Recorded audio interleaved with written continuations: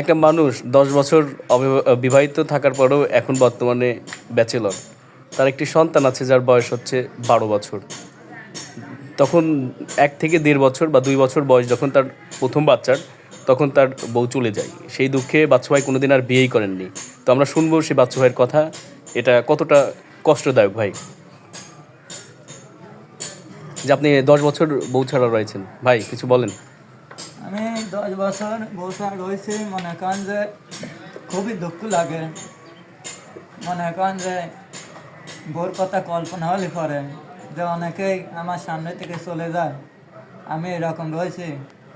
আমার মনের ভিতরে যে কষ্টটা মনে হয় কি যে পুলিশ নিয়ে যায় যে এরকম পিটালি পরে যে রিমান্ডের যে মারটা হয়, যে ব্যথাটা বিষটা, ওই রকম আমার মনের ভিতরে ব্যথা বিষটা।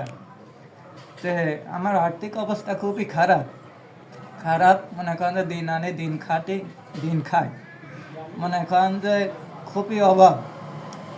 যে আল্লাহ যদি আমাকে একটা অটো গাড়ি ব্যবস্থা করে দিতে, মানে যেটা অটো ভ্যান আর কি, অটো ভ্যান গাড়ি যদি ব্যবস্থা করে দিতে, এখন যদি পথে আমি একটা এই ভ্যান গাড়িটা নিয়ে যাই, যদি কাউকে বলি যে আপা কিংবা ভাই আমার ভ্যানে উঠবেন, চলেন কুমারখালী যায়, এই বলে যে এই ভ্যানে কত সময় দৌড়ে যাবো না, অনেক সময় লেগে যাবে না, আমার ভ্যানে কেউ উঠতে চায় না। তো আল্লাহ যদি আমাকে একটা অটো ভ্যান গাড়ির ব্যবস্থা করে দিতে। আর আচ্ছা বাচ্চু ভাই, আমরা যদি এমন কোনো পরিবার পাই যারা হচ্ছে আপনাকে অটো ভ্যান দেবে আর হচ্ছে আপনার একটা মেয়ে দেবে, তাইলে আপনার কি কেমন হয়?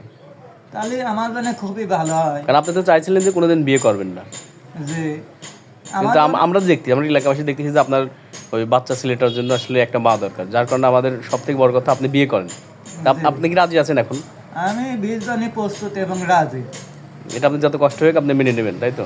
জি, কিন্তু আমার একটা, আমি ধরেন যে শ্বশুর বাড়িতে না, আমি যৌতুক আমি চাইনি, আমি শুধু চাই মেয়েটার স্বভাব শান্তি ভালো হবে এবং মেয়েটাও ভালো হওয়া লাগবে এবং শ্বশুর শাশুড়িও ভালো হওয়া লাগবে। যে এই ছেলেটা তো গরিব মানুষ, যাতে আমার মেয়েটা কর্ম করে খাতে পারে, ধৈর্যশীল থাকতে পারে, এরকম এটা যদি জামাটাই এই ছেলে এই বাচ্চা। তো বাচ্চুর ঠিকানা যারা জানতে চাইবে, তো সেই বাচ্চুর ঠিকানাটা আমরা বলে দিই। বাচ্চু ভাই বলেন। আমার ঠিকানা হলো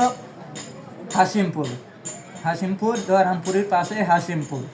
এই হাসিমপুরে আছে কি আমার বাসাটা, কুষ্টিয়া জেলায় কুমারখালী উপজেলায়।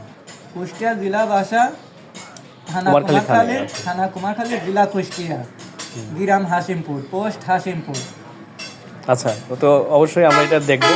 আর আপনার জন্য দোয়া থাকলো। আপনি শেষ মুহূর্তে কিছু বলতে পারেন।